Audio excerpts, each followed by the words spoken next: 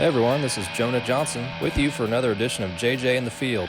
Hey guys, Jonah Johnson, Sales Agronomist with PCT Sunrise, and today we are in northern Pickaway County, and it's this time of year where hopefully everybody's excited about what they may have out in their fields, but guys are always very interested in knowing what is my corn going to yield for this fall and what should I expect. You know, it's always important, guys want to have a handle on what should I expect to maybe per se look at my marketing plan going forward this fall. And you know, everybody just wants to know how good the season is and hopefully how much that we're going to be blessed with harvest coming up here. And one way to do that is the yield estimation method. And so a lot of guys have some of these numbers, you know, memorized in their heads. Other ways, you know, in the technology age, we have our smartphones where we can download an app and help us calculate and do the math in the background. But like my third grade science or math teacher always said, it's always good to know how to do the mathematics before you're given the calculator. So we thought today we'd go through that and look at how do we calculate some of these figures we get to estimate bushels per acre in our cornfields. So one way to do the yield estimation method is it's all based on our row spacing math, and that's kind of the background we're going to look at today. So a lot of this is the same thing that we'll do with stand counts early on in the spring. You know, we're very, very interested in, did we get the number of seeds placed that we were shooting for with our planter when we count plants early on? And so we follow that same type of methodology for our yield determination. So one of the most important factors is this average, these are averages of averages, and you guys know that, is based on 1/1000th of an acre. And so that being said, what is the square foot in an acre? So a number to memorize is 43,560 square feet is in an acre. And so when we divide this number by 1,000, getting back to 1/1000th of an acre of these subsamples that we look at, that number is 43.56, so that's an important number to remember.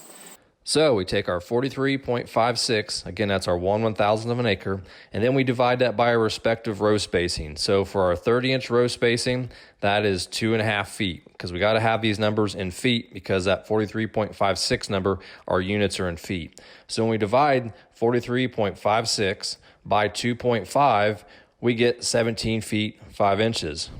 So that number, most people have had that memorized forever. But what if I have 20-inch row spacing? What if I have 15-inch row spacing? And we're seeing more of that as guys are using planters now for beans and corn and settled on a happy medium. So for our 20-inch example, that is 20 inches equals 1.67 feet. Again, if you take your 20 inches, divide by 12, equals 1.67.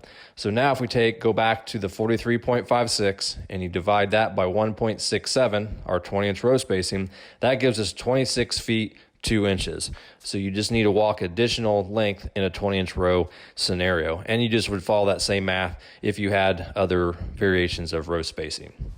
Disclaimer here, you know, we can be 10, 15, 20 bushels off in plus or minus, or we can be pretty close. I've seen years doing this where it's pretty darn close, and this is all depends on what the weather brings us through grain fill through the growing season. So when we start this, when we walk through in our example, we're going to do 30-inch row spacing. When we're walking the 17 foot 5 inches, we're going to be looking at every fifth ear that we're going to collect and pull out with us. So keep in mind, you want to write down how many plants we had in that 1/1000th of an acre, your 17 foot 5 inches. But our ears we take back and we do counts on, it's going to be every fifth ear. Okay, so we walked our 17 foot 5 inches in the row and we count those plants per acre. The next thing we want to do is we want to count our kernel columns and our kernels long.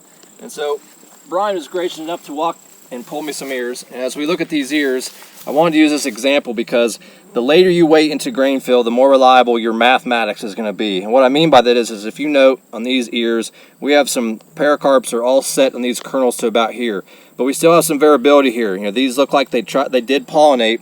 So whether or not these may successfully fill and get to a point like these kernels are, time will tell. So we hope we get to full kernel set here, but again, if we wait another week and a half, we'd be much more confident in our math. But today, for this example, we went ahead and we counted the columns around and the row length, and we took an average based on our 5 ears that we pulled out in this one location check.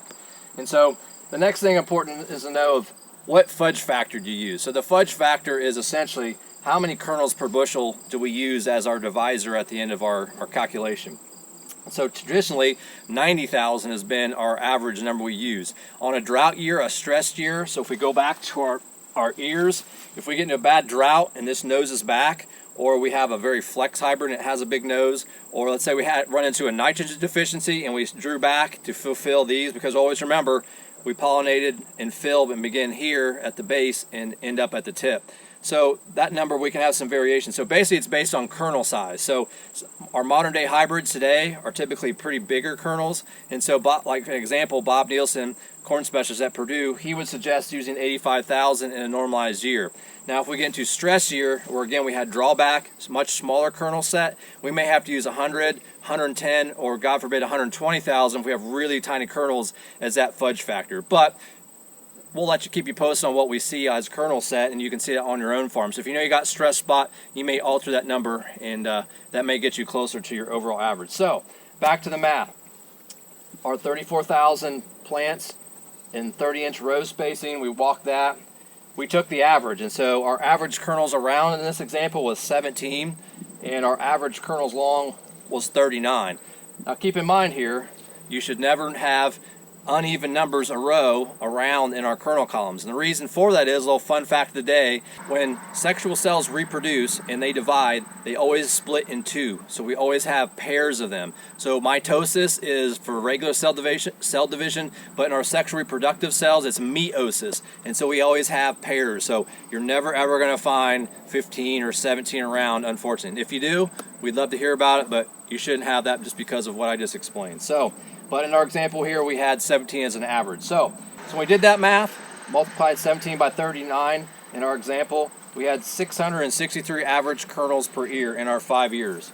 And so if you take our average number of 1,000 plants ears to expect on an acre basis, and we multiply that by our average of our kernels per ear, we get this large number of 22,542,000.